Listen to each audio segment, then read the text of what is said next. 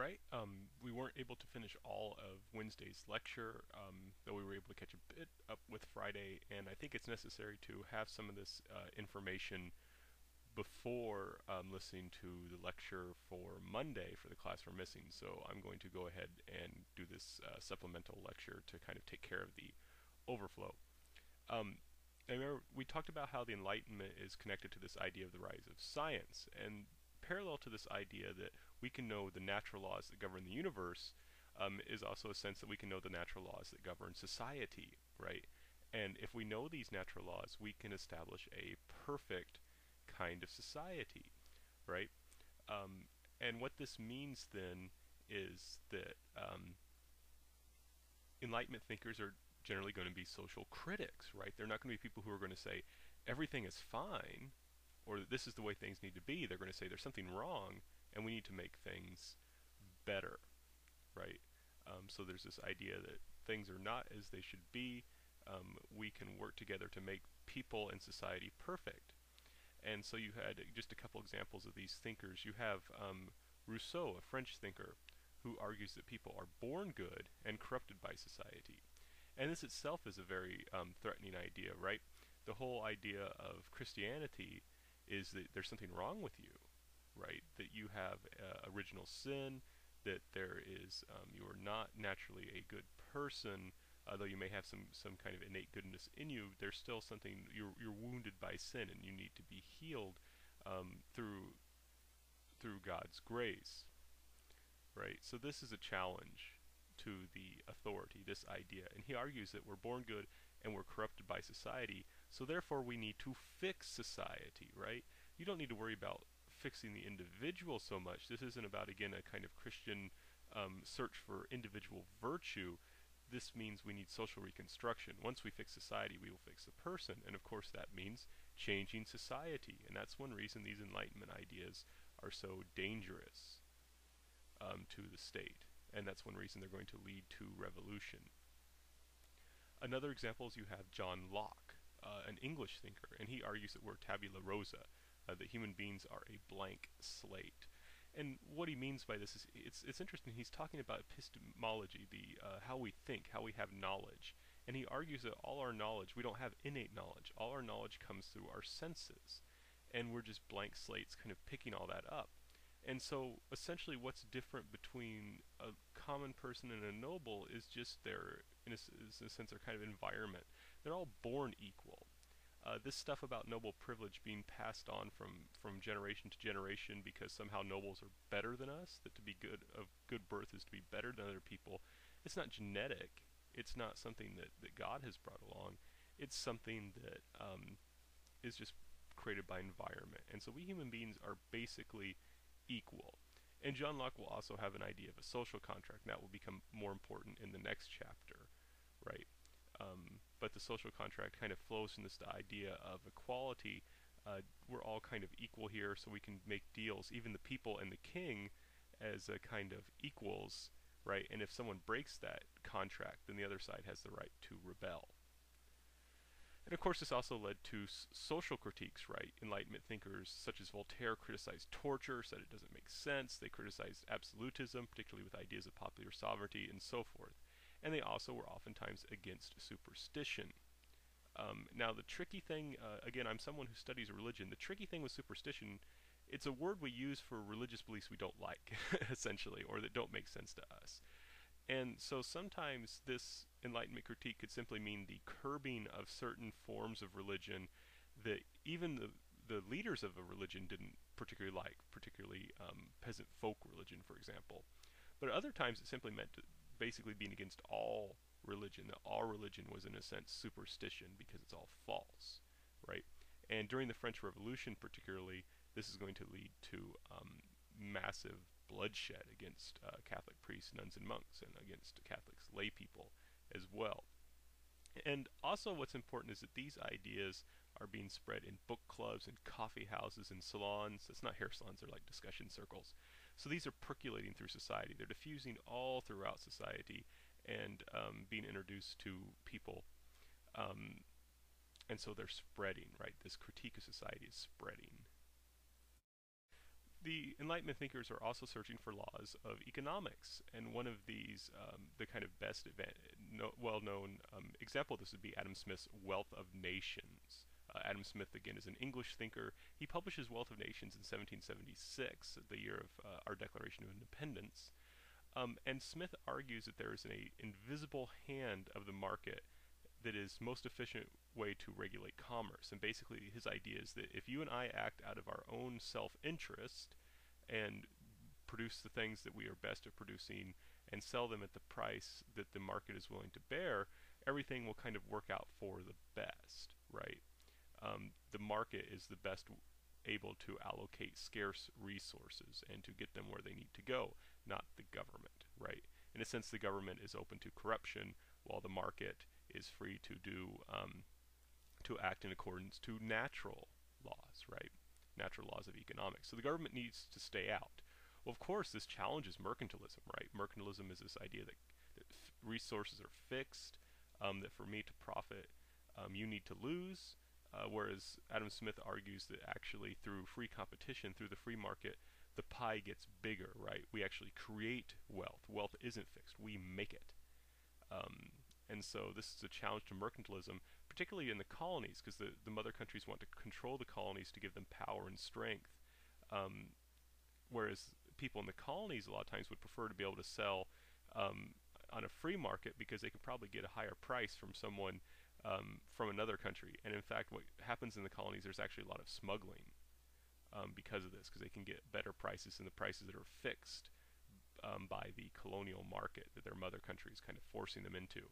So a lot of the, as we're going to see in the lecture for week 6, lecture 1, we're going to see how these ideas of the wealth of nations challenge mercantilism and lead to its help lead to the overthrow of the colony, or the overthrow of colonial governments.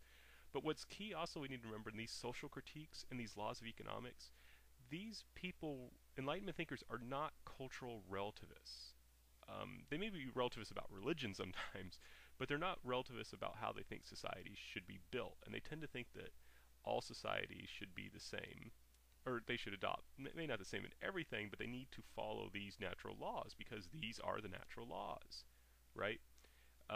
So they should all operate in accordance to the market economy, for example, or they should all accept the social contract. That these are the way things are, and we know this scientifically, in a sense, right?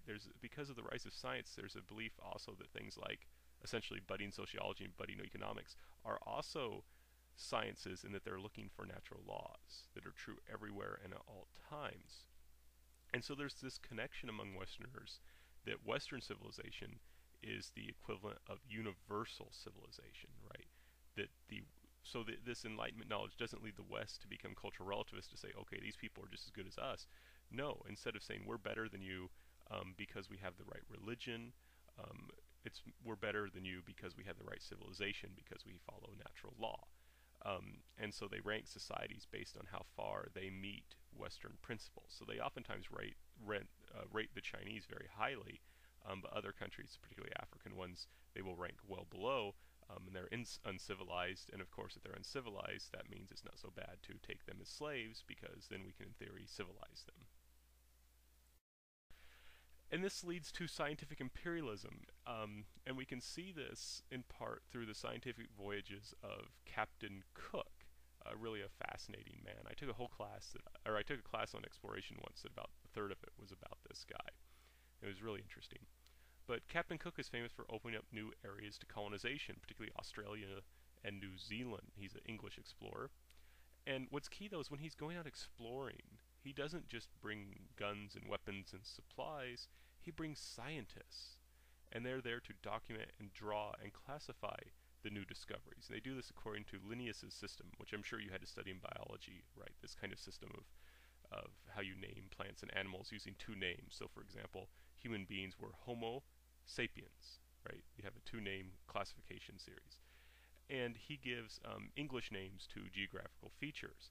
And this is important, right? Because to name something is, in a sense, to have power over it. This is why God lets Adam, in the book of Genesis, he lets Adam name everything. This is a way of gaining power over things. When we're the one that determines how it's named, we kind of determine its significance. And so by Captain Cook, in kind of a similar way, is asserting power and his kind of stewardship over these areas. But of course, these are sponsored. This expedition is sponsored by the state, so he's emphasizing English stewardship, that the English will control these new areas, right? He's asserting by giving English names, he's marking it, this is ours, right? And by doing this scientifically, not just with places, geographical features, but with animals and plants and documenting them and so forth, he's kind of laying a scientific claim to these lands.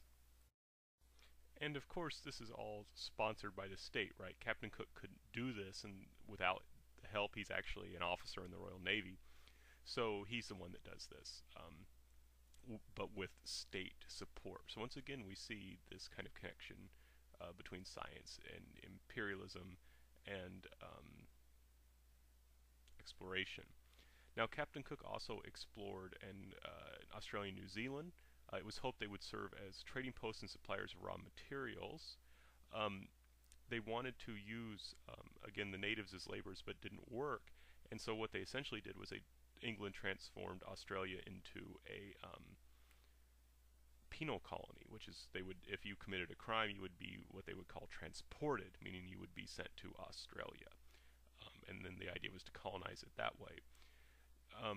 There were 300,000 natives when Captain Cook arrived in the late 18th century, and 1.2 million white colonists by 1860, and I believe the number of natives went down. So you can see again this kind of displacement of native peoples by Westerners.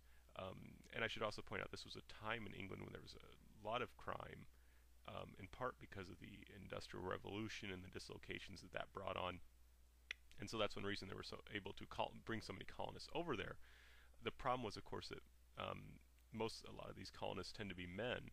And there's a very interesting documentary on PBS called The Voyage of the Courtesans, which talks about how they rounded up all these female prisoners to send to the colonists to be wives for these men, because they were afraid that if they didn't have wives, well, one thing, they couldn't make a self-sustaining colony, but also then their morality would decline and so forth.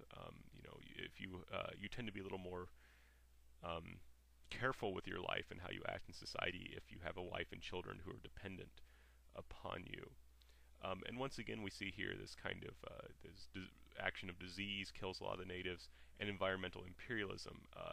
Rabbits come to Australia, for example, and the environment's just not ready for them, and all these rabbits just play havoc there. And you have at this time also this rise of race as a way of classifying human beings, and this idea that we can, just as we use the Linnaeus classification, this binomial name Homo sapiens, we can classify human beings into almost kind of different species, right?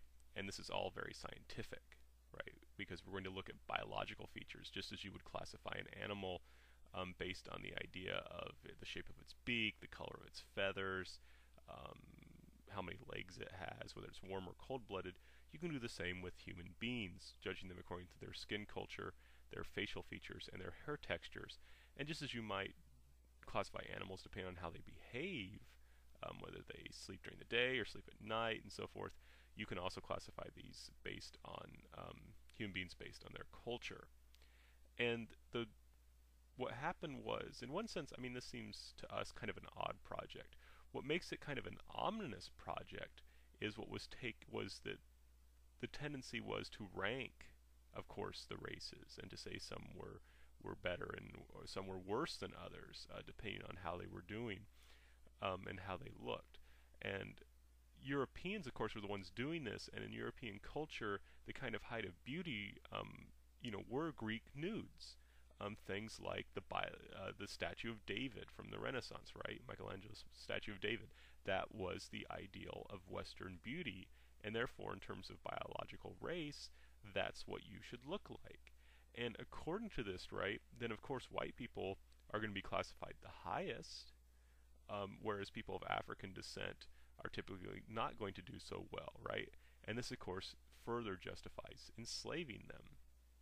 Right, and of course Asians, they do a little better than Africans, but not so good as whites, and so forth. So this leads to a kind of scientific imperialism, right? We can classify the races in accordance to different ranks, based again on this idea of Greek nudes, or based on this idea of civilization and culture. You know, how much are they like us? How much are they not like us? Because of course we, the West, embody universal values, and then you can classify them there and then treat them differently depending on their race. And it's, of course, it's all very scientific, right? And so you're kind of borrowing the prestige of science, the effectiveness of science, that science is able to do all these amazing things, and then you kind of borrowing that legitimacy and using it to justify this kind of ranking and classification of races, which is we'll see as the course goes on. There's this increasing shift away so much from just ranking people based on their religion, and even to a degree,